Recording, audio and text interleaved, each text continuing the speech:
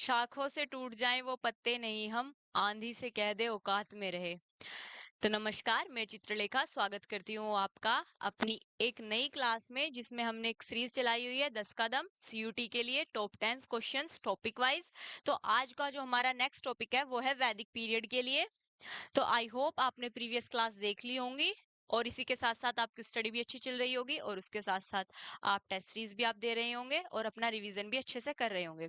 तो चलिए हम स्टार्ट करते हैं अपनी आज की क्लास, जिसमें हमारा फर्स्ट क्वेश्चन है, which of the following text is not considered a part of Vedas. आपको ये बताना है इन चारों में से कौन सा वो पार्ट है जो वेदास का नहीं है। अब आपको वीडियो को पॉज करना है, 30 सेकंड का टाइम लेना है और टिक करना है। चलिए बताइए। मगलू बच्चों ध्यान दो, पढ़ाइए, आप ही पढ़ाइए, में बताइए। तो देखो, इसका जो आंसर है वो है महाभारत। देखो, ऋग्वेद तो इसका पार्ट है ही। अब देखो, यजुर्वेद और अर्ण्यक, अर्ण्यकाज क्या होते हैं, बेसिकली इनके सब पार्ट्स है जो हम आगे अगर हम हिस्ट्री को डिटेल में पढ़ेंगे तो हम पढ़ेंगे कि अर्ण्यकाज क्या होते हैं, वो भी बेसिकली इनके सब पार्ट्स हैं, अर्ण्यक्स। तो याद रखना, ऋग्वेद, यजुर्वेद, अर्ण्यक्स। लास्ट जो महाभारत है वो ऋग्वेद का यानी वेदास का पार्ट नहीं है। Next question, the Rigveda is compose in which language. अब आपको बताना है कि जो ऋग्वेद है हमारा वो किस लैंग्वेज में लिखा गया है, संस्कृत, प्राकृत, पाली और तमिल। आई होप इसका आंसर तो आपको पता ही होगा। तो इसका आंसर है संस्कृत। जो हमारा ऋग्वेद है वो संस्कृत में लिखा हुआ है। Next, who is considered the सेर ऑफ ऋग्वेदिक हाइम्स। अब आपको बताना है कि जो ऋग्वेद में जो हमारे बेसिकली भजन लिखे हुए हैं, जो हमारी पोयम्स लिखी हुई हैं, वो बेसिकली उनका श्रेय किसे जाता है, विश्वामित्र को, विशिष्टा को, अगस्त्या को या फिर व्यास जी को, किसको जाता है बेसिकली बताइए। देखिए, इसका जो श्रेय जाता है वो आंसर है विशिष्टा। ओके, नेक्स्ट, द टर्म वर्णा, एक टर्म दी गई है वर्णा, इन द वैदिक सोसाइटी प्राइमरली रेफर्स टू। अब देखो, ये बताओ, जो वर्ण व्यवस्था है, वर्ण व्यवस्था बेसिकली जो आगे चलकर समय के साथ क्या बन गई, हमारा कास्टिज्म, यानी हमारी कास्ट सिस्टम बन गया।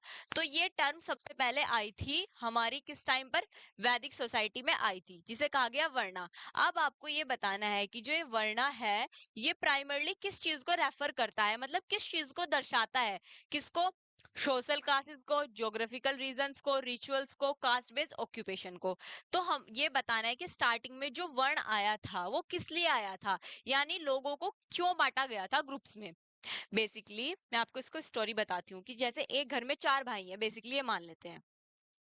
एक क्या कर रहा है, बहुत ज्यादा पढ़ा लिखा है, वो सिर्फ बुक्स पढ़ता है। तो वो उसे क्या कहा गया कि भाई तुम टीचर बनो या वेद पढ़ो, तुम गुरु बनो और पूजा पाठ करो। तो ये बेसिकली बन गया पढ़ाई करने वाला। दूसरा भाई क्या कर रहा है, वो पैसे कमाने पे उसका बहुत फोकस है, वो ट्रेड कर रहा है। तो इसे कहा गया कि तुम क्या करो, ट्रेड करो, ये व्यापारी बन गया। अब एक तीसरा भाई, वो मेहनत बहुत ज्यादा करता है, उसे कहा गया कि तू एग्रीकल्चर कर ले, क्योंकि तू हार्ड वर्कर, तू मसल्स बनाने वाला इंसान है। अब एक फोर्थ भाई, अब उसे कहा गया, वो कुछ नहीं करता था, निठल रहा था, तो उसे कहा गया कि भाई तू एक काम कर, घर का सामान उठाकर, कूड़ा उठाकर बाहर डाल आया कर, या फिर बेसिकली जो घर का झाड़ू पोछा, जो छोटा काम रहेगा कि भाई तू कुछ नहीं कर सकता तो तू ये कर ले।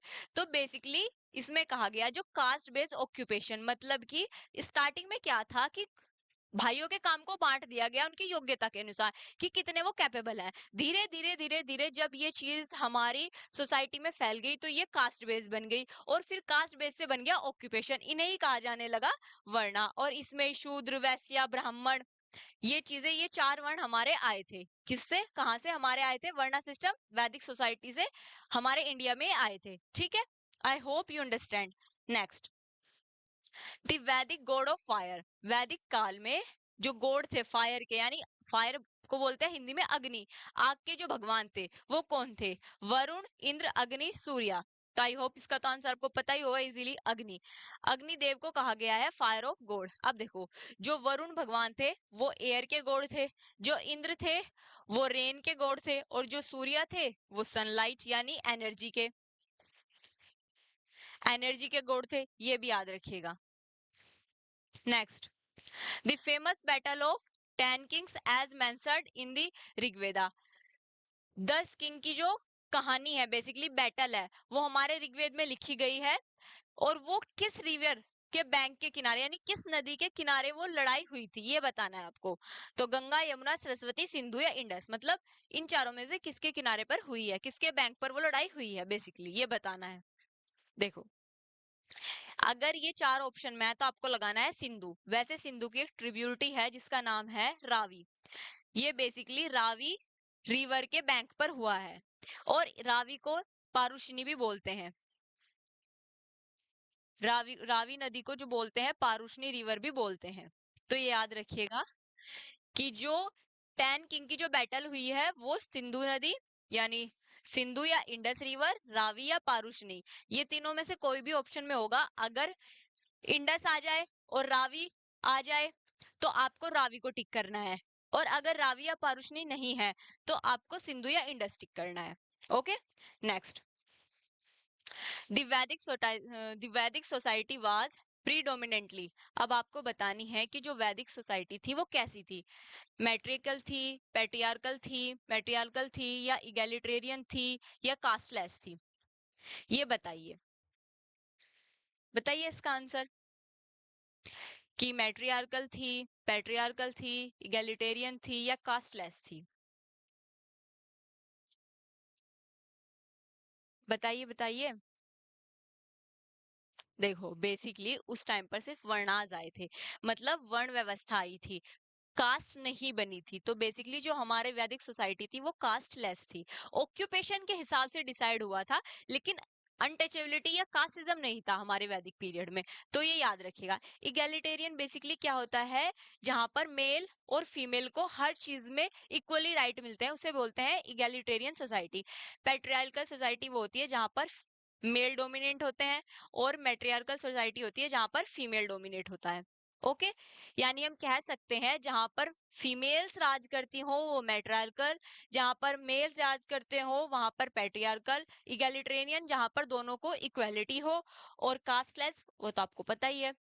नेक्स्ट, विच वैदिक text contains philosophical discussion and speculation. अब बताना है आपको किस वैदिक टेक्स्ट में फिलोसफिकल डिस्कशन हुआ है, ऋग्वेद में, सामवेद में, यजुर्वेद में या उपनिषद में। इसका आंसर है उपनिषद। तो जो फिलोसफिकल डिस्कशन हुआ है वो हमारा हुआ है उपनिषद में। देखो, ऋग्वेद में बेसिकली कहा गया है, जो हमारे मंत्र वगैरह होते हैं ना, सारे मंत्र जैसे गायत्री मंत्र वगैरह वो हमारे ऋग्वेद में है। सामवेद में जो हमारा यज्ञ होता है ना, हवन करते हैं, हवन की कौन कौन सी विधियां होंगी, सामवेद में बेसिकली वो बताया गया है। और जो हमारा अथर्ववेद है, अथर्ववेद हमारा फोर्थ वेद है, उसमें जादू टोना बताया गया है।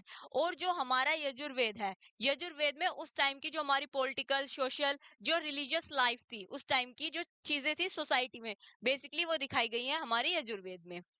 तो ये याद रखना। नेक्स्ट, द टर्म ऑफ धर्मा इन वैदिक कॉन्टेक्स्ट प्राइमरली रेफर्स टू। जो टर्म है धर्मा, वो किस चीज को दर्शाती है, ड्यूटी, वेल्थ, पावर और लिबरेशन। बताइए किस चीज को दर्शाती है, क्या धर्मा, राइटियसनेस को दर्शाती है, वेल्थ को, पावर को, लिबरेशन को। तो बेसिकली इसका आंसर है ड्यूटी। जो हमारा धर्म शब्द है वो वैदिक काल में या वैदिक पीरियड में दर्शाता था हमारी ड्यूटीज को, कि हम किस प्रकार अपनी ड्यूटीज अच्छे से करें, ऑनेस्टी से, वो दिखाता था हमारी ड्यूटी को। Next and last, the Vedic period is believed to have ended with the advent of. ये बताइए कि वैदिक काल का अंत, वैदिक पीरियड का अंत कब हुआ, किसके आने पर, मौर्य एम्पायर के, गुप्ता एम्पायर के, कुषाण के या महाजनपदाज के, ये बताना है। देखो, वैदिक पीरियड का जो एंड हुआ वो हुआ महाजनपदाज के आने के बाद। आई होप आपको ये 10 के 10 क्वेश्चंस याद हो गए हों और आप अपनी प्रिपरेशन अच्छे से कर रहे हो। तो मिलते हैं चलिए नेक्स्ट क्लास में, तब तक के लिए धन्यवाद। स्वस्थ रहिए, मस्त रहिए और अपनी पढ़ाई अच्छे से करते रहिए।